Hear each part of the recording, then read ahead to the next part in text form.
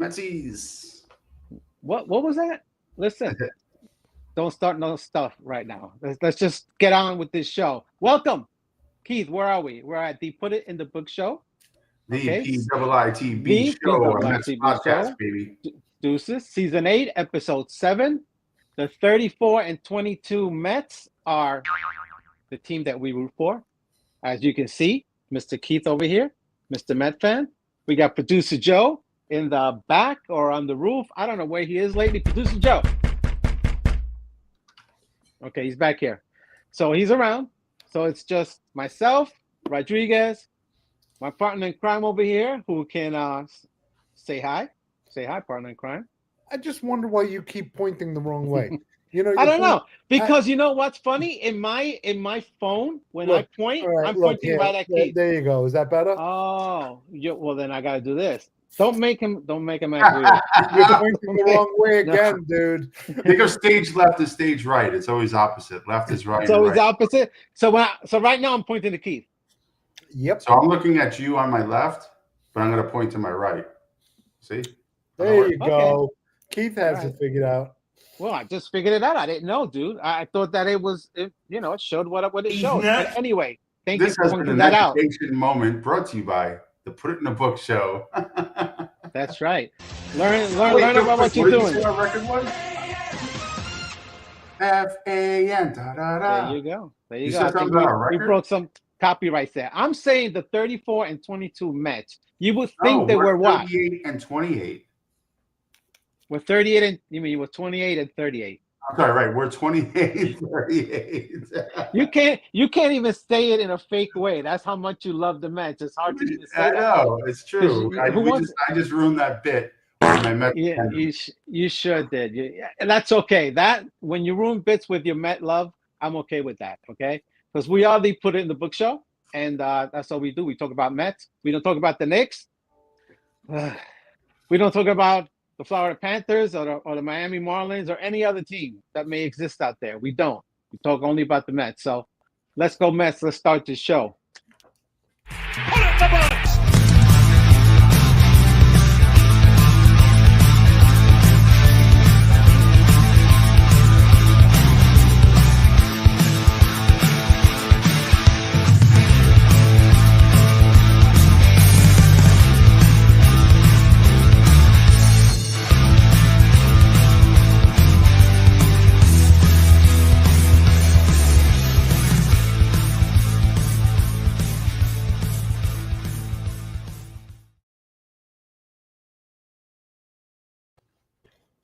Well, we're back.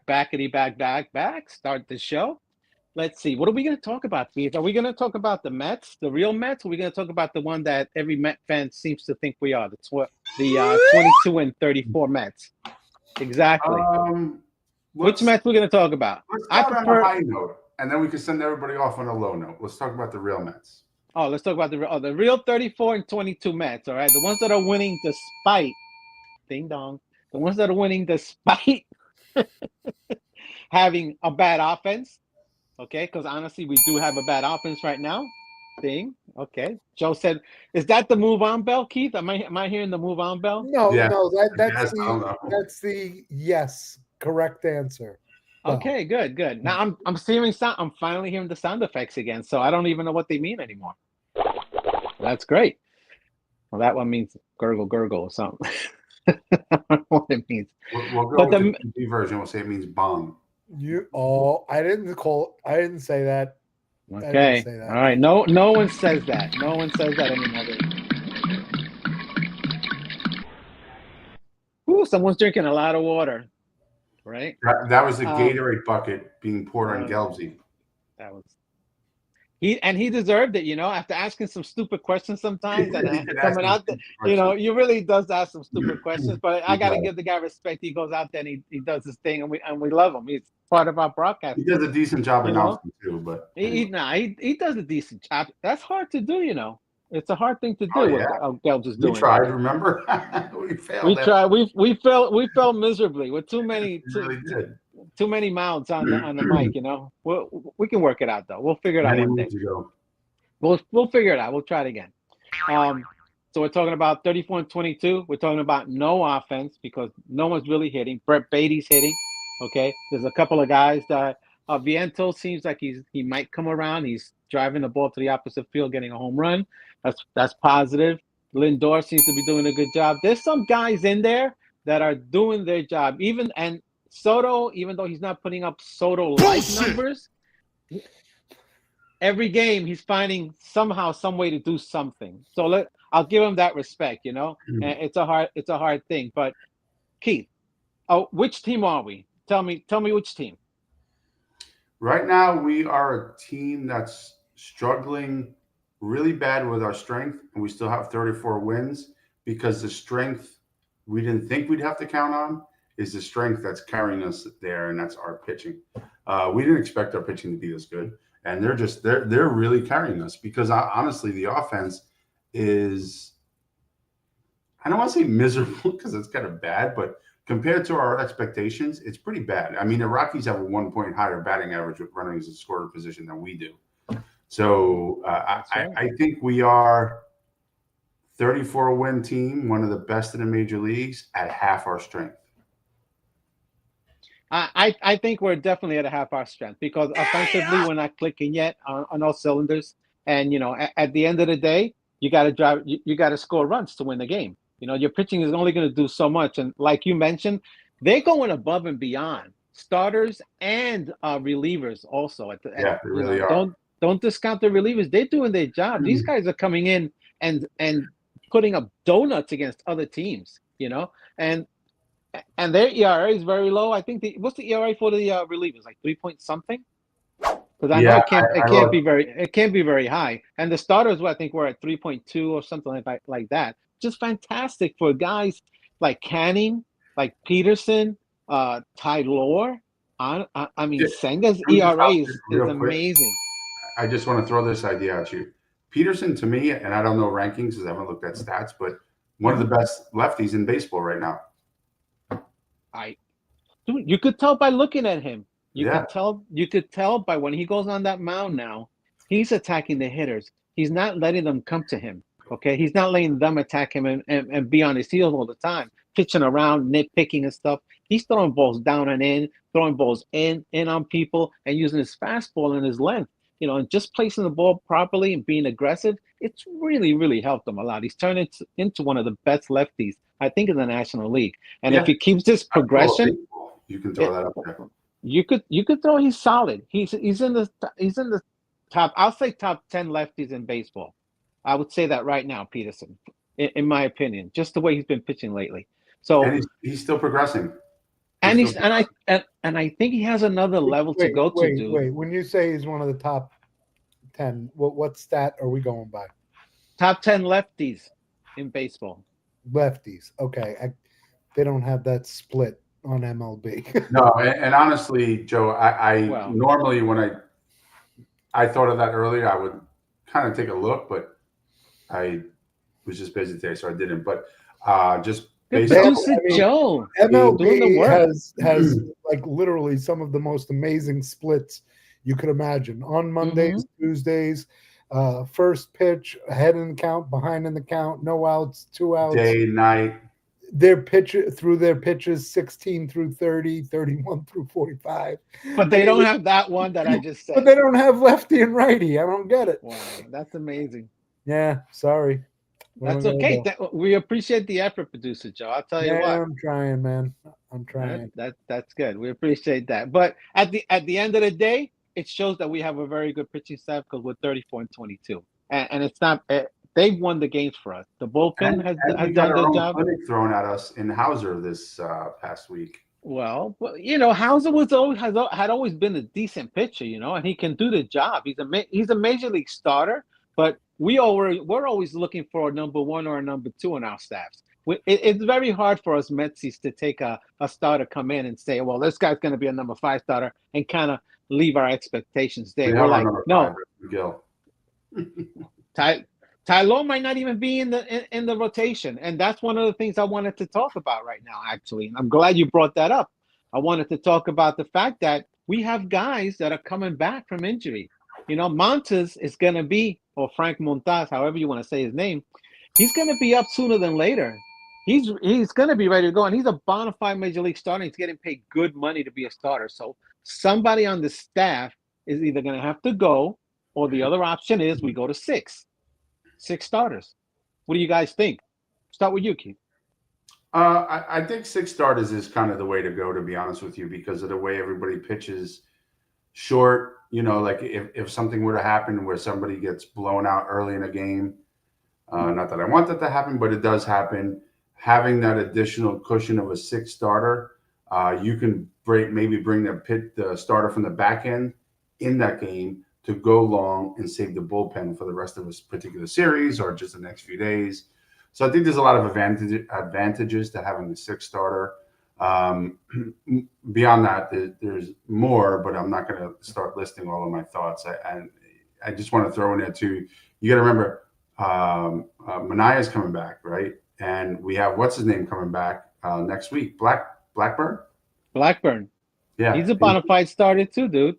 That's three guys that are major league veterans that are coming back. So, you could do the things that I've thought. That my thoughts are: why not put 2 guys together? Why not pitch Blackburn and what's his name? Oh my God, Montaz in a game. Just pitch them. Have one guy start and bring the other guy in. Every no matter 6th what. game, they split the start. You could do that. You could do many things. You could put one of them in the bullpen. You could take a guy that hasn't been performing that well in the bullpen. But to be honest, just about everyone has. First between those 2. Between who? Montas and Blackburn. Well, Blackburn would have to go to the bullpen. Montas would be the starter. I'm excited to see Frankie and Manaya in the rotation. Who? Say that again. Frankie and Manaya. Manaya. What do you think, Producer Joe? Since you're talking about him, what do you think? Peterson has earned his spot, man. Yeah, that's the thing. They all have. I mean, name one of our starters that has flaked. I mean, Tylor had a little bit of a rough patch, but he's come back. They all do. And come back strong. Yeah, it's tough. I mean, you got 3 starters coming back to a team whose starters are among the leaders in the MLB. What are you going to do?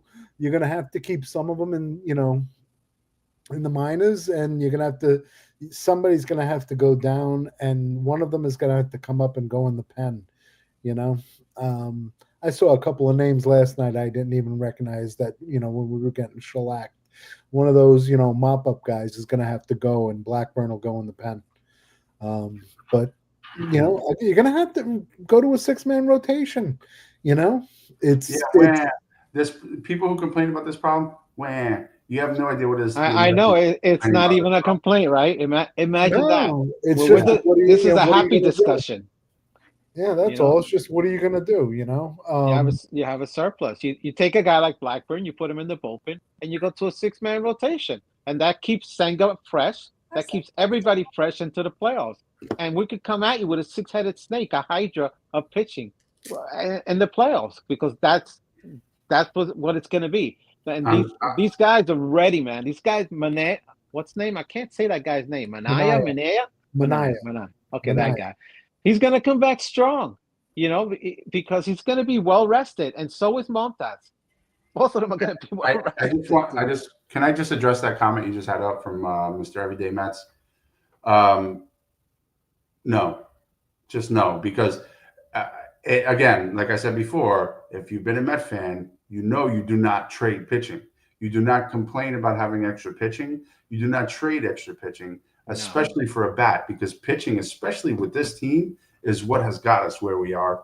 And to go ahead and trade 3 of our starters would absolutely be like insane. It would be suicide.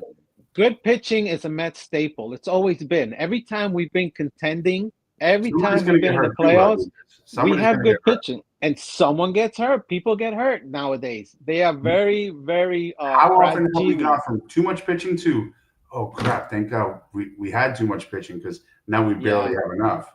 Right. I mean, it's a great problem to have, Keith, honestly. Of course. It's a great problem that we can pick and choose and see who's hot. Honestly, with pitching, it's a little harder on who's hot and stuff. but because pitching, you need to pitch to get hot.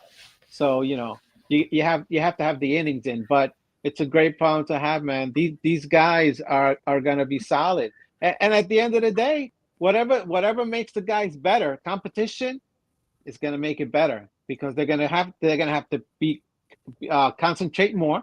They're gonna have to pay attention to what they're doing. They're gonna have to be in the games more, be better prepared, and follow the pitching credo that we have right now with Hefner. It's like to be aggressive. I keep saying that every week. If you just listen to the Metsies, when you listen to Carlos Mendoza talk and all these guys are talking, they're saying that they're being aggressive. This is a very aggressive team, believe it or not. Believe it or not, they're going to try to take advantage of things. I think that's the way Mendoza played. I think that's the way his personality is. And I like that. I think that's good coaching. As long as it's within baseball and you don't start getting stupid. Like lately, we've been getting caught on the base paths. What's going on here, Keith? Why are we getting caught up in base paths? That Producer Joe, what's up with that? Nimmo, that was so bonehead. Nimmo was such a vet and normally such a smart base runner. I was very disappointed in that. At first, I wasn't able to listen to the game because I was driving. I had it on. I saw the trap. I thought the umpire called it wrong again at first. And I went back and watched the replay. And I just realized that Nimmo was just a bonehead. He ran right past Soto. Like what are you doing?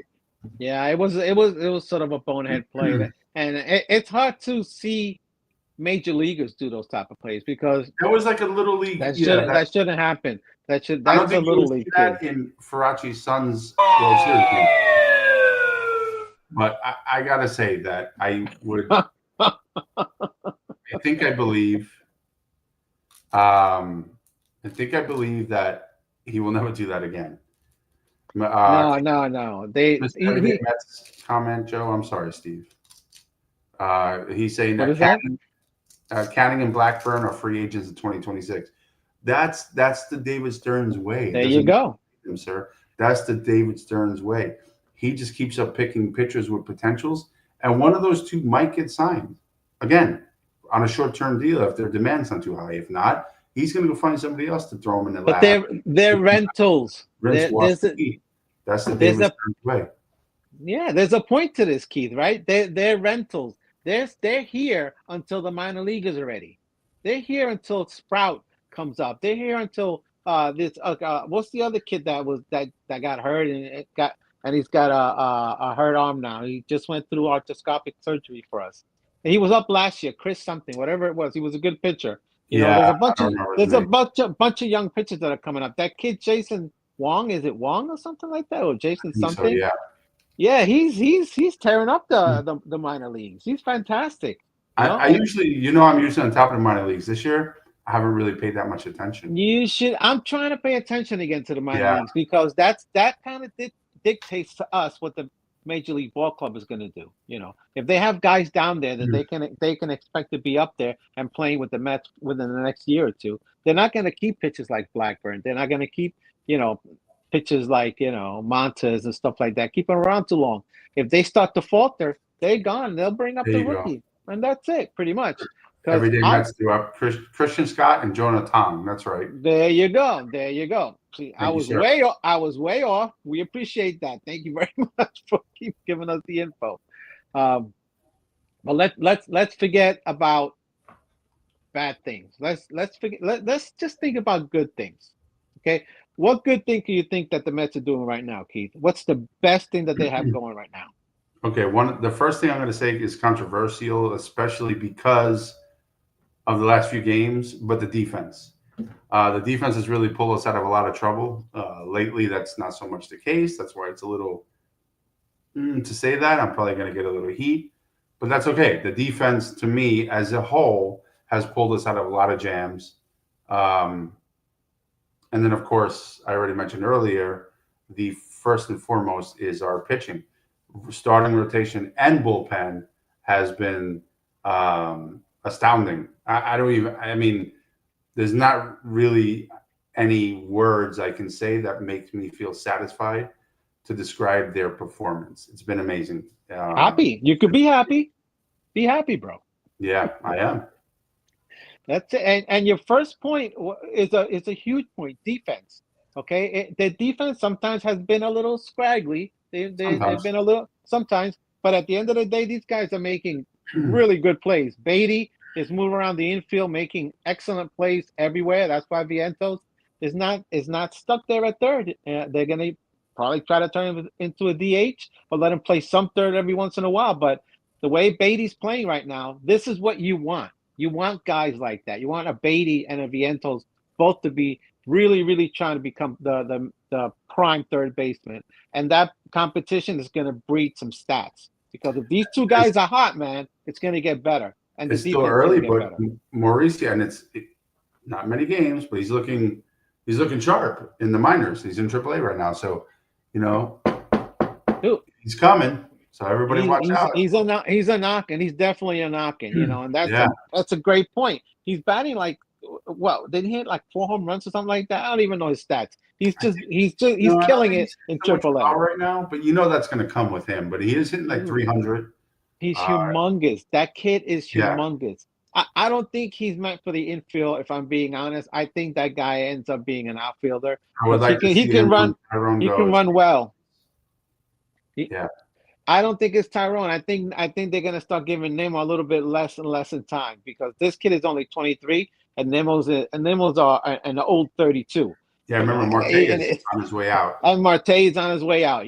And it's a feast, dude. I'm very happy with guys like Mauricio waiting in the wings.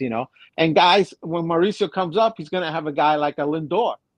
Right, he's gonna be with the Mets for a long time. Soto's gonna be with the Mets a long time. Hopefully, Polar Bear's gonna be with the Mets a long time. So you want that continuity. You want to have guys that represent the organization and want to be guys and want to be part of the organization for many, many years, even after they retire.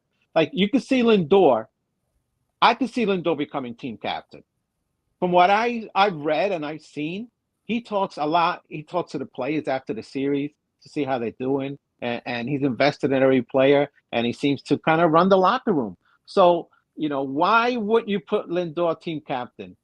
Who else could you pick for team captain, Keith? Would you pick Nimmo? Would you pick Polar Bear? Those would be the only other two logical answers, but the best of the three is definitely Lindor, in my opinion. The problem is who picks that. It's not the coaches. It's not the office. It's really the players that pick that, and for whatever reason they haven't, and maybe because there's a camaraderie where they feel like they're all on equal footing. I don't know. They asked Steve Cohen about this at one point in time, and Steve Cohen said it's not for me to place a captain, and it's not for any of the coaches to place a captain. It's for the players to do it, because they're the ones that are going to have to look to that person for their leadership and trust in them. So he says if the players decide, that's fine, but we're not going to force any decisions. And I think, I don't remember the exact quote. So I don't want to I don't want to paraphrase or misquote him, but just to say what I think he said, I think he said something along the lines of what I had just said, that he will not interfere. And he thinks right now the players are in a really good place in the clubhouse, and they're not really needing a captain in the clubhouse. I tend to disagree. But that's me. Well, so he's leading by example also, because he's out there playing offense and defense like a real MVP would do, right? A real MVP would play offense and defense, not just hit and go sit down. Let's be honest. However, it was a wonderful season, whoever you are. Congratulations on that MVP. But a real MVP plays offense and defense. So Lindor, I'm just one of the guys that believes that they should name Lindor captain. He's doing the job. It's basically his team, and everybody else right now at this time, Lindor is the best player on the team. Even though we have a Soto and we have Polar Bear going crazy, Lindor honestly is an all-star, because he does a lot beyond just getting a couple of hits and stuff like that and playing out. He has a nice little walk-up song. That's not a bad little walk-up song. He tried to change it, and everybody got pissed off, and that's it. Everybody got pissed. He's done. I just ate to my girl. You know what? Because the fans just love to sing the last bit of it.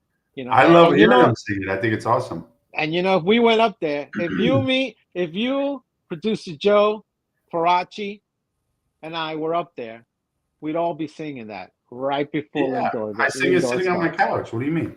And the truth of the matter is, that kind of thing, that it reminds me a lot of the 80s. And I'm not saying there's any parallels, similarities, nothing like that with the players. I am saying with the fans, the enthusiasm, the excitement, the super interest and super focused on the game.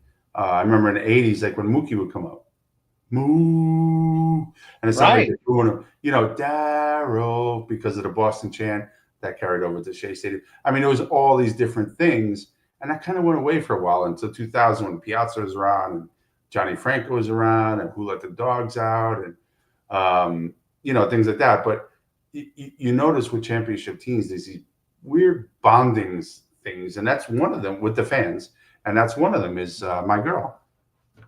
That is one of them. What's the other one? There's another one that they just started doing right now.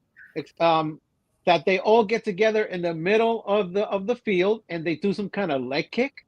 Have you seen that one? I don't know what the heck they're doing, but if that makes you all happy and you win games because of it, do more, please. Now on the this is.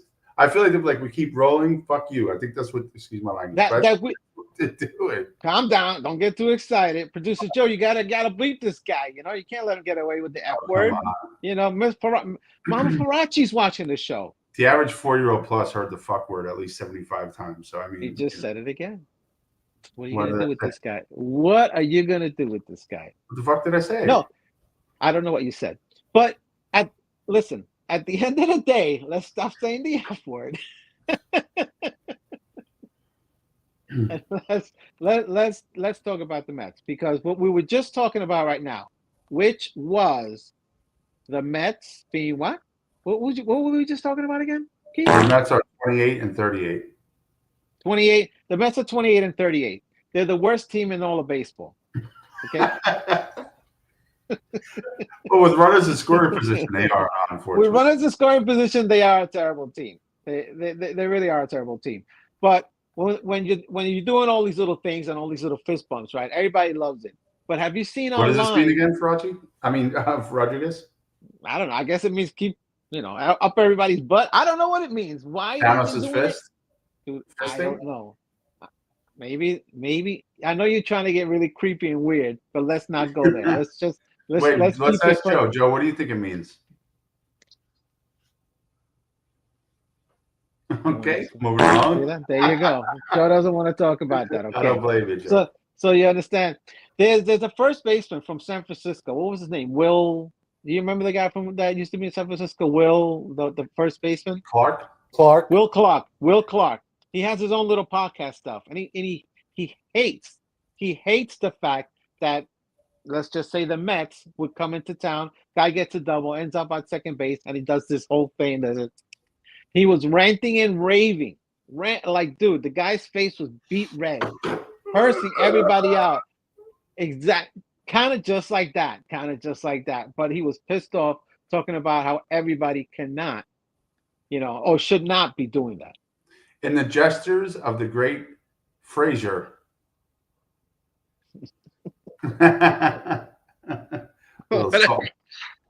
They don't. Yeah, they, dude. He hates that. We love it. The new fans love it. New baseball fans love it. We got to do something to keep baseball, alive. Because have you seen what they do in these other stadiums? Places like, those Savannah Banana guys. They go crazy. They have a lot of fun. Those guys are funny though, man. Those guys are funny. They're pretty much always all sold out. They're like the Harlem Globetrotters of baseball. And that's kind of hard to do because it's really not easy. It's not easy to do that in the baseball world. It's a lot easier doing basketball trick shots than it is doing a flip and throwing a baseball. I want to take my grandson to see them. Hopefully next season. That would be a fantastic thing. It's a once in a lifetime type of thing. But in our real baseball game, in our MLB, we don't have that type of fun, and we should really try to have some type of fun at the ballpark. The Mets ballpark is a fantastic ballpark. The food is great. You know, they do have some things that they've always done. The radar machine, you know, the little kid, now they have the little kids little playground. They have the Coca-Cola glove, Porch or whatever it is the now. Coca-Cola porch where you Yeah. sit and you take pictures and stuff like that. So the Mets team is a much better team, a much more fun team to watch. I You know, haven't been to a game I yet have at the field, but we need to go. I have to say too, right? I mean, 90+% of the games I watch are Met games. I do like on a Mets off day. If I have a chance to, like, I'll watch another game. I do like to watch other teams because it's just fun. I'm a big baseball fan, so that's the way it goes. But I have to say, like, of all the teams I watch, who the Mets play against, or those other odd games I get to see, that Citi Field is pretty intimidating. If I was an opposing player, like with the lights and how they dim everything down and all the LEDs flashing everywhere and 40,000 fans just screaming and yelling. Screaming. Yeah. Citi Field last year it was, but this year is rocking. I mean, 38,000 fans for like a Tuesday night game against whoever. I mean, it's just I love you, Met fans. Keep it up, guys. Good job. If I was up there, I would try to go to a few games myself. But most definitely, man. We're great fans. We're passionate fans, and we know what we're talking about. Type of fans, because we'll see somebody and just tear them apart. Most of the time, I'm going to say this, and this is the truth. Most of the time, we're really harsh because the truth sometimes hurts. But sometimes the Met fans go a little bit above and beyond, you know, in their fandom because, you know, we are fanatics at the end of the day. You know, fan is just a nice abridged version of being a fanatic. Yeah, and that's what Met fans are. Come on, Keith. You can't tell me we're not, right? Look at producer Joe. He flies off the handle like every other day. No, no, get out of here. No, get out of here now. I have to say, Joe is worse than I am. Emotional damage. There it is. Listen, but we still have a great team, and this team has to finish up their homestand. Aren't they playing the Rockies? 3 games coming up against the Rockies. Yeah, and you know, because I'm a Met fan, I'm like, oh, we're probably gonna lose 2 out of 3 because I'm a Met fan. I hate being a Met fan. I'm getting over it. I'm getting better. Like, I honestly thought we were gonna sweep the White Sox. They deserve to be swept, and we gave them every opportunity to win, and they just didn't want to take it. So I'm hoping we don't play down to the Rockies level. We play up to the Dodgers level, and then we play down to the White Sox level. Why? Play at the same level you played the Dodgers out and kick the White Sox ass, sweep them. They deserve to have been swept. Son of a... Why? You guys, with the sweeping thing, relax. It's really hard to sweep another team. First of all, that's really hard. Even if they suck. No, listen, give me a series win every day of the week. Even against the Rockies. Time. Take 2 out of 3. I'll take it. 2 out of 3 against the Rockies? Scumbags. I'm sorry. The 9-win Rockies. How many games have they won? 9? 9. Okay. So you're saying we should sweep them? Yes. Okay. I'm saying we should sweep them. If they won 9 games, I would sweep them. Producer Joe, what do you think? Yes. George said there's no such thing as a fake Mets fan. That's true. Who wants to endure this pain? It's not me, that's for sure. Yeah. Who would put themselves through this? You know?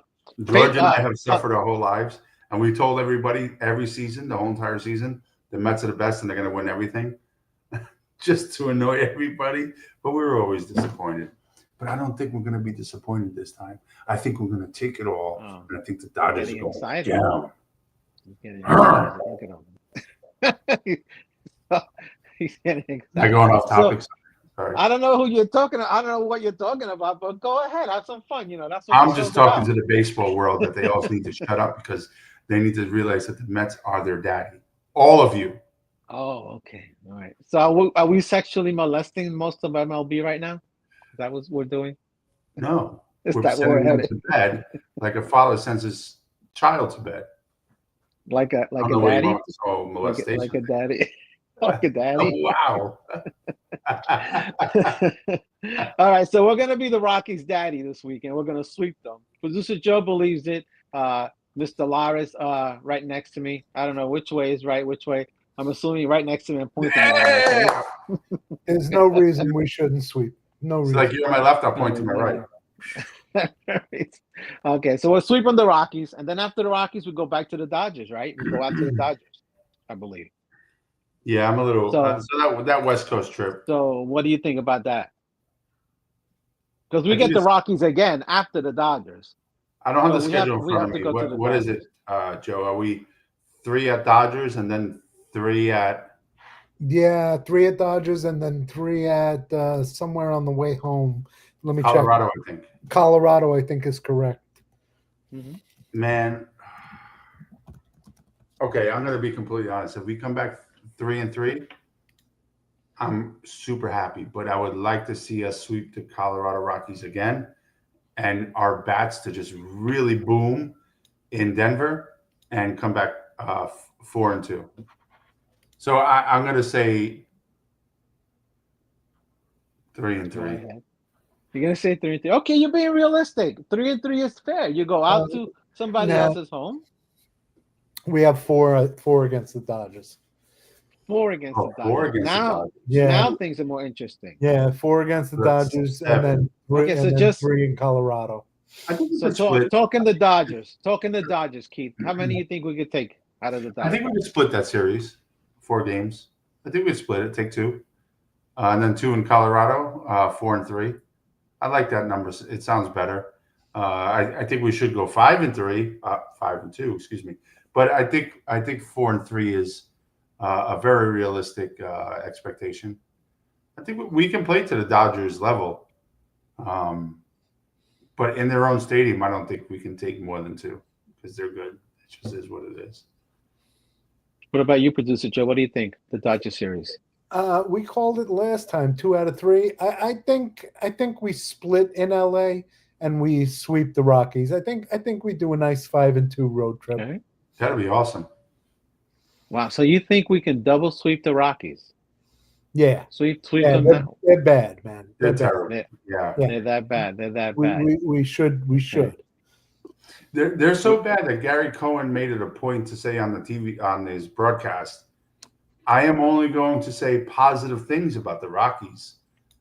And he made it seem like it was a real chore and task to do that. So Gary normally don't say things like that. He's pretty, he's a Met fan, but he's usually a little even keeled in terms of his analyzing both teams. So the fact that he says that tells me that the Rockies are really bad. I would love to see a double sweep, but I don't see it. I think 4-3. How about you, sir? Okay. I think that I'm really starting to believe the offense has to wake up, because otherwise the Mets are going to get beat up pretty bad. So I'm having faith in the offense waking up on this road trip, and coming back 5-2.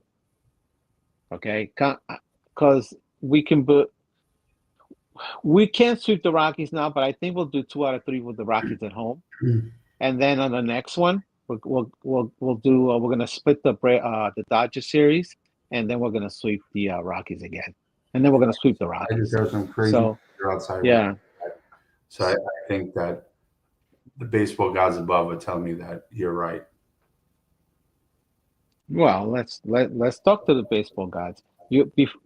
We're about ready to go home and relax and have a beer. So if you want to talk to your baseball gods and say goodbye, give them your Fuacata choice. Do your thing, Mr. Laris. It's on you.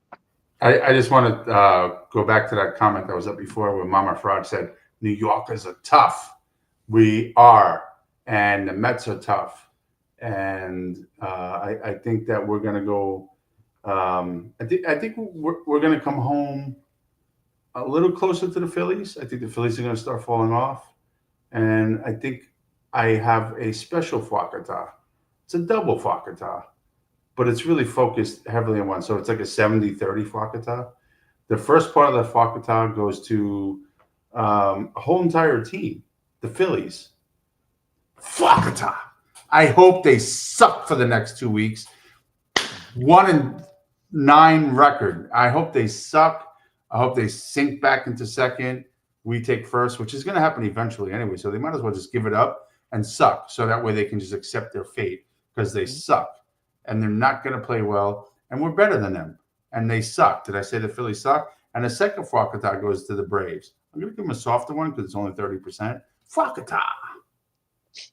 And I really like saying that because the Braves fans get so annoyed being behind us. I mean, we're used to being behind them, so we don't get too annoyed as they do. They get so angry. They get so angry at being behind us. Like, I have Brave fans on my feed. Oh, they are whining. It's amazing. I feed off that. It's like a leech feeding off of blood. It makes me so happy. So Fakata to them both. Let's go Mets. And cut the Soto crap out. Just shut up. The guys. We almost went the whole show without mentioning Soto. You Of know course, but that, look right? Why could you? You just all you had was less than 3 minutes, dude. No, less I than couldn't 3 minutes. go without it. I just let me just throw my Soto piece in there. You Shut just up. did. You just did. You wacko. Oh wait, can I throw it in again? Throw it in Shut there. up. Go ahead. Shut up. Seriously, just shut up. Yeah, it's frustrating, but shut up. Just shut up. Did I say shut up yet? Shut up. He said shut up, okay, to you guys talking about Soto. So let's leave go, Soto Mets. alone. So the leech says to shut up and leave Soto alone. Yeah, you know, I mean, you can talk about him. It's frustrating what he's doing, but all the theories and Shut up! Yeah, just shut up. I mean, he's not happy. Shut the up. Easy. Calm down. I didn't say fuck. Okay, I'm glad you didn't say it. Producer Joe, what do you think? What's up? Say good. What's up? What's up? There you go. This team is fun to watch. They're a good team. We've had so many years of bad team. Just appreciate it. I have totally. I drank the Kool-Aid. I believe completely in Uncle Steve, Stearns, and Mendoza. And honestly, at the hitting and running and runners in scoring position, if it doesn't come around, they're going to start shaking up the lineup, man. They're going to give other guys a chance. And you know, it will come around. Either the guys will come around or they're going to put guys in that do. And it's, you know, it's not worth having aggravation over when we're, 34-22. We're a good team. We're fun to watch. We're one of the better teams in the league, and appreciate it and have a little faith in management because they've made all the right moves so far. Let's go Mets.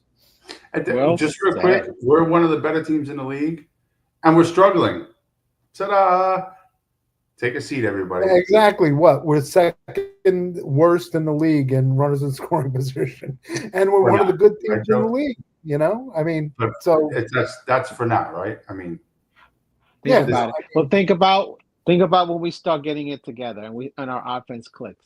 Okay? Yes. Then we're gonna have a lot of fun, and that's what we're all looking forward to.